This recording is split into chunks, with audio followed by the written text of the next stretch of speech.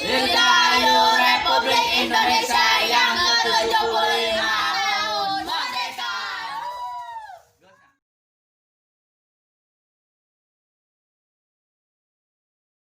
Assalamualaikum teman-teman, perkenalkan nama saya Wanda Andisa Utari dari kelas 7 Maryam. Nah, kali ini Wanda bakal bercerita nih tentang Kiai Haji Abdul Halim. Bagi teman-teman yang sudah tahu, ayo kita ulang kembali ceritanya, dan bagi yang belum tahu, yuk simak videonya. Kiai Haji Abdul Halim lahir pada tanggal 26 Juni 1887. Lahir di desa Ciborelang, Kecamatan Jatiwangi, Kabupaten Majalengka. Kiai Haji Abdul Halim adalah anak terakhir dari 8 bersaudara. Ketika berumur 10 tahun, Kiai Haji Abdul Halim belajar Al-Quran bersama Kiai Haji Anwar. Kiai Haji Anwar adalah ulama besar di Ranji. Setelah itu dia mengembara ilmu agama dari beberapa pesantren dari Majalengka, Cirebon, Kuningan, hingga Pekalongan dan Jawa Tengah. Selain belajar di pondok pesantren, Kiai Haji Abdul Halim menyempatkan diri untuk belajar bahasa Belanda dan huruf Latin bersama Van Hoven. Pada umur 21 tahun, Kiai Haji Abdul Halim dipanggil untuk pulang karena dijodohkan dengan Siti Nurbiah, anak dari Ki Muhammad Ilyas bin Hasan Basyari. Setelah banyak belajar dari pesantren di Indonesia, lalu ia memutuskan untuk belajar agama lebih dalam di Mekah. Ia berguru dengan Syekh Ahmad Khatib Al-Minangkabawi. Selama di Mekah, Kiai Haji Abdul Halim banyak bergaul dengan Kiai Haji Mas Mansur yang telah menjadi ketua Muhammadiyah dan Kiai Haji Abdul Wahab. Yang satu tradisional dan satu yang pembaharuan. Kedekatan Abdul Halim dengan dua sahabatnya yang beda latar belakang dengan pembaharuan dan tradisional ini yang membuat mereka terkenal dengan ulama toleran. Selain belajar dengan Syekh Abdul Khatib Al-Minangkabawi, setelah 3 tahun di Mekah, Kiai Haji Abdul Halim pulang untuk mengajar. Pada tahun 1911, Kiai Haji Abdul Halim mendirikan lembaga pendidikan Majelis Ilmi di Majalengka. Tahun kemudian setelah mendirikan lembaga itu, Kiai Haji Abdul Halim mendirikan organisasi Hayatul Qulub. Hayatul Qulub tidak hanya bergerak di bidang pendidikan. Organisasi ini bergerak juga di bidang perdagangan. Nah, pada saat itu banyak saingannya, terutama dari Cina. Saingan tersebut memuncak ketika Hindia Belanda menuduh bahwa Hayatul Qulub sebagai biang kerusuhan terjadinya peristiwa penyerangan untuk tokoh-tokoh Cina. Hindia Belanda mengubarkan Hayatul Qulub dan melarang kegiatan-kegiatan lainnya.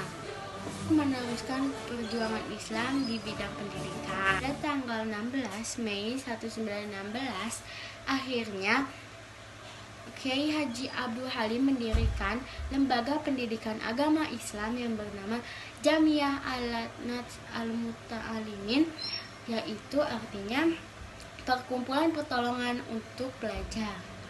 Setahun kemudian, Ketua Sarekat Islam H.O. Minoto memberi dukungan kepada lembaga tersebut dan diubah menjadi Perserikatan Ulama. Kiai Haji Abdul Halim juga aktif berorganisasi. Hal ini diwujudkan untuk membuat pesantren Santi Oslomo pada tahun 1930. Saat kedudukan Jepang tahun 1942, Perserikatan Ulama dibekukan. Hal ini tidak menyurutkan langkah Kiai Haji Abdul Halim untuk berjuang di pendidikan agama. Pada tahun 43, Jepang memberikan kesempatan kepada orang-orang Indonesia untuk masuk birokrasi. Abdul Halim menjadi anggota Chuo Sang-in pun berupaya untuk mengaktifkan Perserikatan Ulama kembali. Akhirnya pada tanggal 1 Februari 43, permintaannya dikabulkan dan namanya diganti menjadi Perserikatan Umat Islam dan Kiai Haji Abdul Halim menjadi ketuanya. Pada Mei tahun 1945, Kiai Haji Abdul Halim dimasukkan ke anggota BPU-PKI. Selanjutnya ia aktif mempertahankan kemerdekaan Indonesia. Dan Kiai Haji Abdul Halim dianugerahi sebagai pahlawan nasional oleh pemerintahan RI. Nah, sekian videonya, makasih udah simak. Wabillahi taufiq wal hidayah. Wassalamualaikum warahmatullahi wabarakatuh.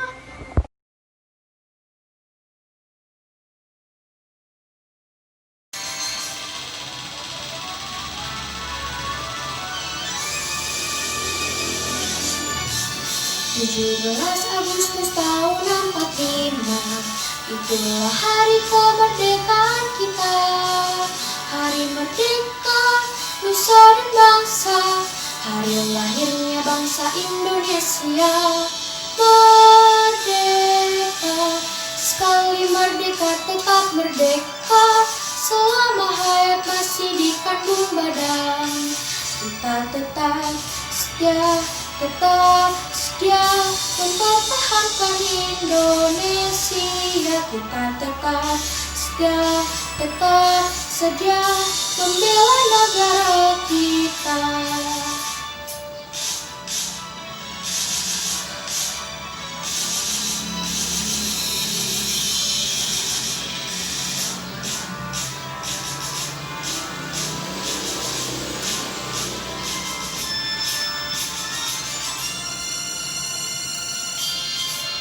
17 Agustus tahun 45, itulah hari kemerdekaan kita. Hari merdeka, nusa dan bangsa, hari lahirnya bangsa Indonesia.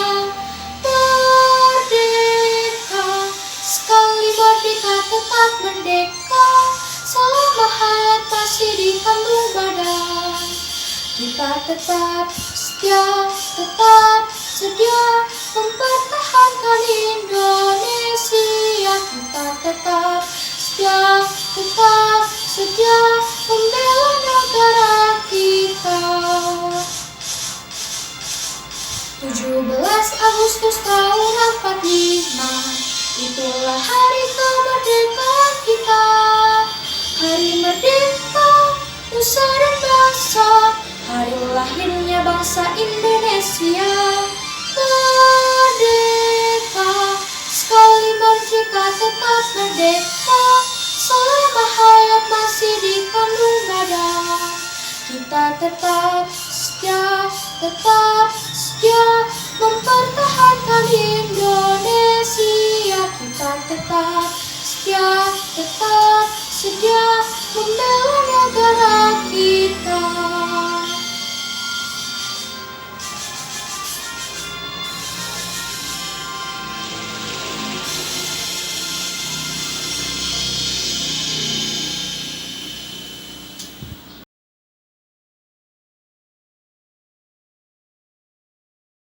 Karya Mutiara Putri Amalia.